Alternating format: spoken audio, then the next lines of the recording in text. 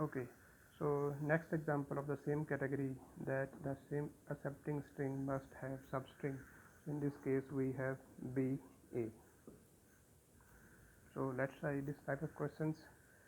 So again we know a substring means that substring may be at the initial part of the string, that may be in between the string, or that may be at the end part of the string. So smallest string in this case is BA itself. Then we may have A before the BA, we may have B before the BA, or we may have B at the end of BA, or we may have A at the end of BA, and so on.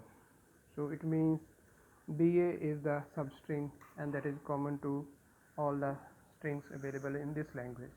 So let's start the question. First state is Q0, we know initial state. Second is Q1. So Q0 to Q1 we can move with the help of input symbol B. Then we have Q2 with the help of input symbol A.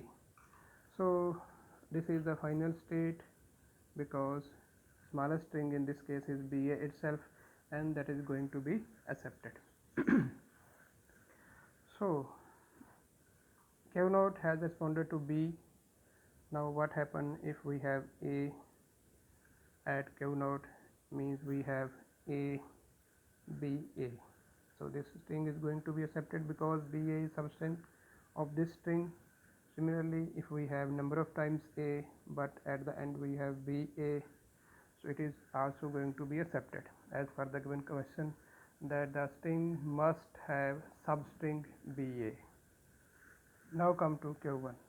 What happened? We have B here. We need BA as a substring, so we can take self loop here, because B can be repeated number of times.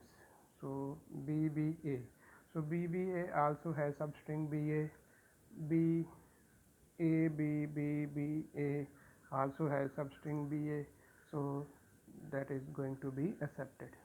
Now come to the last state, that is Q2. So at Q2 we may have A or B.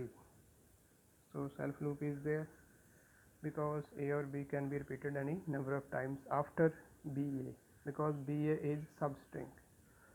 So this is all for this question, and I hope you are learning the questions very carefully.